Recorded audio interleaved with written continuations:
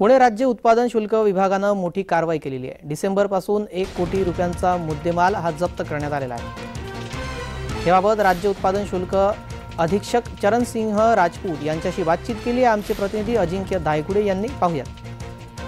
नाताळ असेल किंवा 31 असेल, दरवर्षी कर चुकवून किंवा चोरट्या मार्गाने इतर राज्यातून आणलेला दारूसाठा पुणे विभागाकडून जप्त केला जातो। यावर्षीही पुणे विभागाकडून आपण पाहू शकता की मोठा दारूसाठा जप्त केलेला आहे।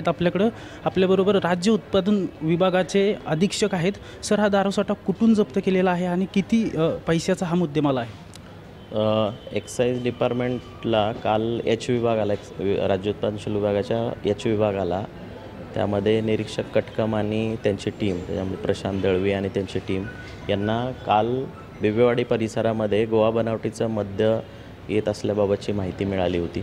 त्यामध्ये त्यांनी 2 संशयितांना ताब्यात घेतलं होतं। त्यामध्ये त्यांच्याकडनं जवळपास 15 बॉक्स गोवा बनावटीचं मद्य जप्त करण्यात आलेलं आहे। त्याबाबतचा पुढे तपास केला असता एकूण जवळपास 1250पेक्षा जास्त बॉटल यामध्ये जप्त करण्यात आलेले आहेत। त्यामध्ये 3 आरोपींना आत्तापर्यंत अटक करण्यात आलेली आहे। 2 संशयित आहेत ते फरार आहेत। त्याबाबतचा तपास सुरू आहे। सर, 31साठी आपल्या विभागाकडून कशा प्रकारे तयारी करण्यात आलेली आहे? 31च्या अनुषंगाने जिल्ह्यामध्ये 17 पथकं आहेत। काही विशेष पथकं त्यामध्ये आहेत तैनात करण्यात। जिल्ह्याच्या वेगवेगळ्या भागामध्ये ते पथकं तैनात असतील। त्यामध्ये त्या पथकामध्ये जवळपास 50 अधिकारी, 100 ते 125 कर्मचारी कार्यरत असतील। राज्य उत्पादन शुल्क आणि पुणे पोलिसांचे या सर्व बाबींवर करडी नजर असणार आहे। अजिंक्य धायगुडे, जय महाराष्ट्र न्यूज, पुणे।